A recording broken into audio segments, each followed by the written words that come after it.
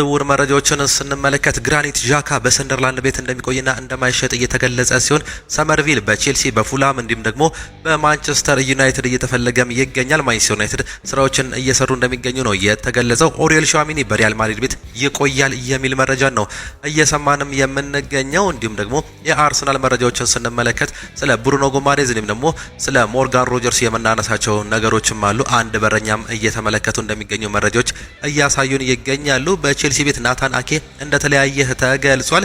እነዚህንና ሌሎች በርካታ ስፖርታዊ መረጃዎችን ከናንተ ይዘን መጥተናል። እስከ መጨረሻው ድረስ ከኛ ጋር ቆዩ እያለን እኛ ቀጥታ ወደ ፕሮግራሞቻችን እንለፍ።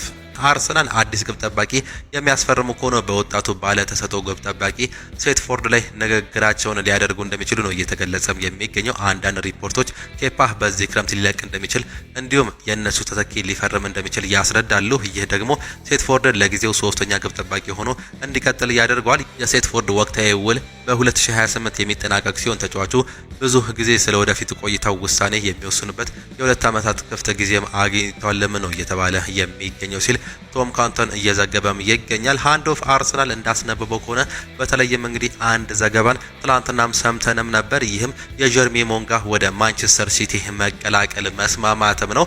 ከዚህ ጋር በተያያዘ እንግዲህ አንዳንድ ሀሳቦችን ሲሰጥ እንደነበር ነው መመልከትም የቻለው። እነዚህ መካከል ደጋፊዎች የተበሳጩት ጀርሚ ሞንጋ ወደ ሲቲ በማቅናቱ ሲሆን ገንዘብ ሁሉ ነገር በሚወስንበት ገበያ ውስጥ ግድ የለሽ በመሆኑ መልኩ በብልሃት ለመንቀሳቀስ በተደረገው አካሄድ ነው ሲል እንዲሁ ይናገራል። አርሰናል ፈልጎ የነበረው ተሰጥኦ ለ3 ወይም ደግሞ 4 ሚሊዮን ፓውንድ ብሎ ማጣት ዲሲፕሊን ሳይሆን ግትርነት ነው ሲል ሃንድ ኦፍ አርሰናል እያስነበበም ይገኛል። ክለቡ ደሞዝን ሸፍኖ በውሰት መሄድ እየችል ነበር፣ ነገር ግን አንድሪያ በርታ ከሚገባው ጊዜ በላይም ወስዷል። ሲቲም ምንም አይነት እድል ሊኖራቸው አይገባም ነበር። እውነታው ይህ ነው ሲል ሃንድ ኦፍ አርሰናል በብስጭት ይህንን ዘገባ ይዞ መውጣቱን ነው እየተመለከተን የምንገኘው። በተለይም እንግዲህ ይህ የሌስተር ሲቲ ተጫዋች በአርሰናል ራዳር ውስጥም ነበር። እንዲሁም ደግሞ የግላቸው ለማድረግ ብዙ ሙከራዎችን አድርገው ነበር። በስተመጨረሻም ግን ወደ ውሃ ሰማያዎቹ መሄዱን እናስታውሳለን። በዚህም የተነሳ ነው ይህን ዘገባ ይዞ መውጣትም የቻለው። በትልቁ ሊያሻሽለን ለሚችል አማካይ ለኒውካስል አነስተኛ ጥያቄ ማቅረብ ማፌዝ ነው ሲል ሃንድ ኦፍ አርሰናል ያስነብባል። የሚያስፈልጉትን ነገር ሁሉ ከሆነ ትክክለኛው የሆነ ጥያቄ በማቅረብ ከግብ አደርሱትም ሲሉ ይጠይቃሉ። ደጋፊዎችም የሚሉትንም ይህን ነው። በአሁኑ ሰዓት ላይ የብሩኖ ጉማሬዝ ጥያቄዎች እጅግ በጣም ትንሽ ናቸው ሲልም ይገልጻል። ነገር ግን ተጫዋቹ ቲሙን ሊቀይረው የሚችል ተጫዋች እንደሆነ ማመንም አለብን ሲል ነው ሀሳቡንም እየገለጸም የሚገኘው። አስቶን ቪላ ለሞርጋን ሮጀርስ 130 ሚሊዮን እንደሚፈልጉ አሳውቀዋል። ያ ከመጠን ያለፈ ነው ብላችሁ የምታምኑ ከሆነ ትክክለኛውን የምትሉትን ገንዘብ አቅርቡና ምላሻቸውን እንመልከት ሲል ሀሳባቸውን ነው ሃንድ ኦፍ አርሰናል ይዞ መውጣትም የቻለው። ባርኮላም ከዚህ ያነሳ ዋጋ ያለውም፣ ስለዚህ በፍጥነት ከውሳኔ ደረሱ ሲል ሃንድ ኦፍ አርሰናል ያስነብብናል። ብራድኪ ባርኮላ ምንም እንኳን በአርሰናል ራዳር ውስጥ ቢገኝ 116 ሚሊዮን ፓውንድ እንደተገመተም ተገልጿል። በዚህም የተነሳ ምናልባትም ፓሪስ ሰን ዠርሜን ከፍተኛ ገንዘብ ለዚህ ተጫዋችም ይጠይቃል። እንዲሁም ደግሞ አስቶን ቪሎችም ለሞርጋን ሮጀርስ እንግዲህ ከፍተኛ ገንዘብ የሚጠይቁ ሲሆን 130 ሚሊዮን ፓውንድ ምናልባትም ይህን ተጫዋች የግላቸው ለማድረግ ያፈሳሉ የሚለው በርካታዎቹ የሚነጋገሩበት መሆኑን ነው የሰማ ነው። አስቶን ቪላ ለተጫዋቹ በሚጠይቁበት ገንዘብ ምክንያት አርሰናል ከሞርጋን ሮጀርስ ዝውውር ሊያፈገፍቁ እንደሚችሉም መረጃዎች እየወጣ ሲሆን ቤን ጃኮብስ ይህንንም ይለናል። ነገር ግን ለሮጀርስ ቅርብ የሆኑ ምንጮች ከጠየቁበት ዋጋ ባነሰ ሊዘዋወር እንደሚችሉም ይናገራሉ። ይህም ተጠባቂም ያደርገዋል። ነገር ግን በአሁኑ ሰዓት ላይ ከፍተኛ ገንዘቦች በተለያዩ ክለቦች እየተጠየቀም ይገኛል ሲል ቤን ጃኮብስም አስነበበን። አርሰናል ጁሊየስ ኩንዴን ለማስፈረም ከባርሳ ጋር ግንኙነትም አድርጓል። አርሰናል በዚህ ክረምት የቀይ መስመር ፉልባኩን ለማስፈረም ገበያውን እየገመገሙም ሲሆን ኩንዴ ደግሞ ከተነሱት ስሞች መካከል ቁልፉ እንዲሁም ደግሞ ዋነኛው ተጫዋች ነው ሲል ኤክራም ክኖር እየዘገበም ነው የሚገኘው። ሊስ ስቲል ብራድኪ ባርኮላ ወደ ሊቨርፑል ከሜድ ይልቅ አርሰናልን መሄድን ይመርጣል ሲል እየዘገበ ሲሆን ፋብሪዚዮ ሮማኖ ደግሞ ሊቨርፑል እንዲሁም ደግሞ አርሰናል የዚህ ተጫዋች ፈላጊ ናቸው፣ ነገር ግን የሚወጣበትም እድሉ ገንዘቡ ከፍተኛ ነው ሲል እንዲሁም ያስነብበናል። ወደ ማንቸስተር ዩናይትድ መረጃዎቻችን ስናልፍ የኦናና ሙሉ ደሞዝ በትራብዘንስፖር ይሸፈናል ይለናል። ይህ መረጃ ማንቸስተር ዩናይትድ ወደ አውሮፓ ሻምፒየንስ ሊግ በመመለሱ የኦናና ደሞዝ ቢያድግም ትራብዘንስፖር የተጫዋቹን ውል እንዲሁም ደግሞ ደሞዝ ለመሸፈንም ተስማምቷል። የኦናናን የውሰት ውል ወደ ቋሚነት የመቀየር አማራጭ በውሉ ላይ እንዳልተካተተበት እየተገለጸ ሲሆን በተጨማሪም በማንቸስተር ዩናይትድ በኩል ተጫዋቹን በውሰት አሳልፈው በመስጠቱ ከቱርክ ክለብ 1.5 ሚሊዮን ዩሮ ክፍያ የሚያገኝም ይሆናል። አንድሬ ኦናናም እዛ ደስተኛ ነው ሲል የሳሙኤል ሎሄረስት ዘገባም አስነበበን። ማንቸስተር ዩናይትድ ይፋዊ ጥያቄም ሊያቀርብ እንደሆነም ተገልጿል። ማንቸስተር ዩናይትድ ሰመርቪልን ለማስፈረም በይፋ ለዌስትሃም ዩናይትድ የዝውውር ጥያቄ ሊያቀርብ መሆኑ መረጃዎች አሳዩ። ሁለቱ ክለቦች ከሰሞኑ በዝውውር ዙሪያ የመጀመሪያ ዙር ውይይቶችን ማድረጋቸው ይታወሳል። ሆኖም ቀያዮቹ ሰይጣኖች እስካሁን ድረስ ይፋዊ የዝውውር ጥያቄም አላቀረቡም ነበር። በዚህም መሰረት በቀያዮቹ ሰይጣኖች እንዲሁም ነው ዩናይትድ ተጫዋቹን ለማስፈረም የመጀመሪያ ሙከራውን ያደርጋሉ ተብሎም ይጠበቃል ሲል ዴይሊ ሜል ያስነበበ ሲሆን ምናልባትም ይህ ተጫዋች በፉላም እንዲሁም ደግሞ በሌሎች የእንግሊዝ ክለቦች ቢፈለግም ማንቸስተር ዩናይትድ የመጀመሪያ ጥያቄውን ያቀርባል ተብሎ ይጠበቃልም ሲልም ይገልጻል። ኦሬል ሹዋሚኒ በሪያል ማድሪድም ይቆያል። ለሪያል ማድሪድ ቅርብ የሆኑ ምንጮች ይዞት እንደወጡት ሰበር መረጃ መሰረት ሪያል ማድሪድ ኦሬል ሹዋሚኒን ከመሸጥ ይልቅ ማቆየት እንደሚመርጥም ተገልጿል። በተጨማሪም ተጫዋቹ በማድሪድ ቤት ደስተኛ መሆኑ ሲገለጽ ክለቡ በራሱ ፍላጎት ለመልቀቅ ፍላጎት እንደሌለው የተገለጸ ሲሆን ሪያል ማድሪድ በተለይም በመሃል ሜዳው ላይ ኤንዞ ፈርናንዴዝን የሚያስፈርም ከሆነ ኦሬል ሹዋሚኒ ይለቃል ቢባልም የሪያል ማድሪዶች ሰዎች በይፋ ኤንዞ ፈርናንዴዝን ለማስፈረም እየተንቀሳቀሱ እንዳልሆነ መግለጫም አውጥተዋል። በተጨማሪም በሪያል ማድሪድ ራዳር ውስጥ የነበረው ሌላኛው አማራጭ ማቲያስ ፈርናንዴዝ ወደ ቶተናም መጓዙ እንዲሁም ሮድሪጎ ደግሞ ወደ ሎስ ብላንኮቹ እንደማይመጣ ከተረጋገጠ በኋላ ኦሬል ሹዋሚኒ እዛው ሎስ ብላንኮቹ ቤት ይቆያልም ተብሏል። ይህም ማንቸስተር ዩናይትድ እንግዲህ ሌሎች የአማካይ ስፍራ ተጫዋቾችን እንዲያው ያስገድደዋል የሚል መረጃም ሰምተናል። በአሁኑ ሰዓት ላይ ማንቸስተር ዩናይትድ እንግዲህ የሚፈልጋቸው ተጫዋቾች እያለቁም ይገኛሉ። ኤሊዮት አንደርሰን፣ ሳንድሮ ቶናሊ፣ ማቲያስ ፈርናንዴዝ እንዲሁም ደግሞ ኦሬል ሹዋሚኒ እዛው የሚቆይ ከሆነ ማንቸስተር ዩናይትድ የትኛውን የአማካይ ስፍራ ተጫዋች ያስፈርማል የሚለው አሁንም እንግዲህ አጓጊነቱም ቀጥሏል።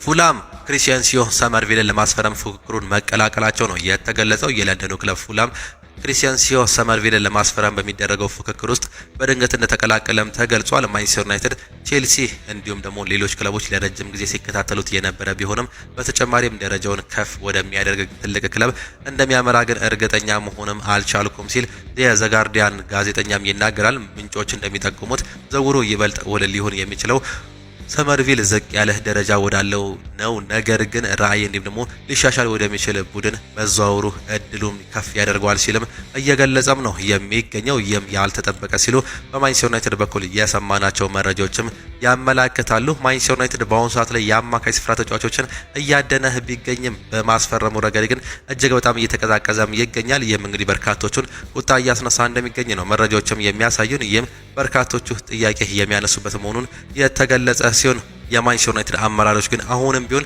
ትላልቅ ተጫዋቾችን እናስፈርማለን፣ ልምድ ያለው እንዲሁም ደግሞ ትልቅ ለማንቸስተር ዩናይትድ ለውጥ የሚሰራ ተጫዋች እናስፈርማለን እያሉ እንደሚገኙ መረጃዎችም አመላከቱን።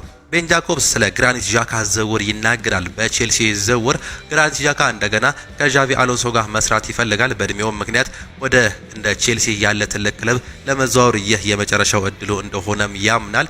ያለኝ መረጃ ይህ ዝውውር ገና አላበቃም፣ ምክንያቱም ቼልሲ በድጋሚ ይፋዊ ጥያቄ ለማቅረብ ዝግጁ ነው ሲልም ይገልጻል። ሆኖም ሰንደርላንድ አቋሙ ግልጽ ነው፣ ተጫዋቹ አይሸጥም። ከዚህም በላይ ቼልሲ 8 ሚሊዮን ፓውንድ ጥያቄ ከማቅረቡ በፊት ተጫዋቹ ለሽያጭ እንደማይቀርቡ አሳውቀው ነበር በማለት የቼልሲን አቀራረብ በቅሬታም ተቀብለውታል ሲልም ይገልጻል። ይህም እንግዲህ በአሁኑ ሰዓት ላይ ቤን ጃኮብስ እንዲሁም ደግሞ ከሌሎች መረጃዎች እንደዚህ አይነት መረጃዎችን ሰማን እንጂ በይፋ መግለጫቸው እንግዲህ ሰንደርላንዶች አንድ ይፋ መረጃን አሳውቋል።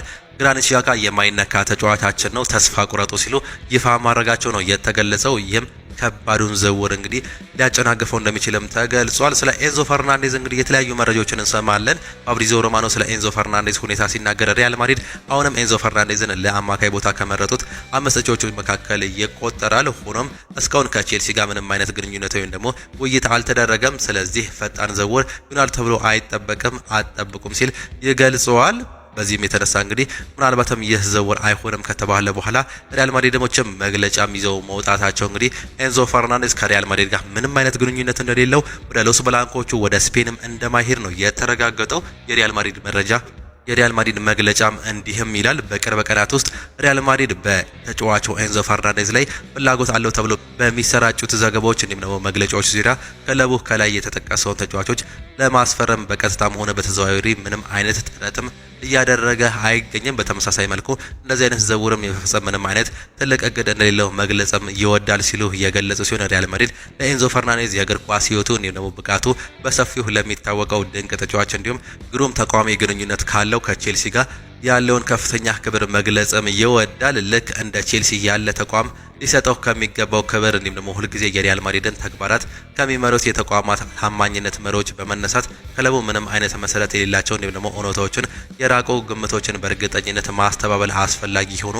አግኝቶታል ሲልም ይናገራል። ሪያል ማድሪድ የነገሩን ግልጸኝነት እንዲሁም ደግሞ በክለቡ በኩል ምንም አይነት እርምጃ አለመኖሩ እየታወቀ ከእውነታው የማይሰሙ መረጃዎች መሰራጨታቸው መጠላታቸው ይህም በደጋፊዎች መካከል ግራ መጋባትን ለመፍጠር እንዲሁም ደግሞ በተሳተፉት አካላትና ሰዎች ላይ አላስፈላጊ ጉዳቶችን ለማድረስ ብቻ አስተዋጽኦ ማድረጉ በእጅጉም ያሳዝናል ሲሉም የገለጹ ሲሆን ይህ ዝውውር ከኛ ጋር አይገናኝም ሲሉ እየገለጹ እንደሚገኘው መረጃዎችንም ሰማን። ማንቸስተር ሲቲ እንዲሁም ደግሞ አርሰናል ስለ ቼልሲው አማካይ ኤንዞ ፈርናንዴዝ መረጃዎች እያሰባሰቡ እንደሚገኘው በዚሁ የሰማነው ሌላኛው መረጃ ነው።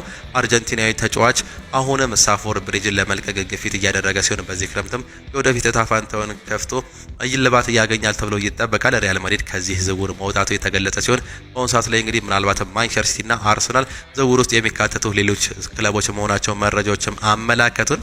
የቼልሲው አማካይ አንድሬ ሳንቶስ በዚህ ክረምት ሊለቅ እንደሚችልም ተገልጿል። የ22 ዓመቱ ብራዚለው ከክለብ ለመውጣት አልፈልግም ብሎ ግልጽም አላደረገም። ክለቡም ቢሆን እሱን ለማቆየት እየገፋም አይደለም። ምናልባትም ዣካ ፈርናንዴዝ የሚቆይ ከሆነ የመልቀቅ እድል እንዳለው ምንጮች እየወጡም ይገኛሉ። ከዚህ በፊት ከማንቸስተር ዩናይትድ ጋር ስሙ ተያይዞ እንደነበር ባለፈው ክረምት ሰምተናል። ነገር ግን በዚህ ክረምት ማንቸስተር ዩናይትድ እሱን እንደማይፈልገው በግልጽ አሳውቋል ሲሉ መረጃዎች እንደሚገልጹት ነው የሰማ ነው።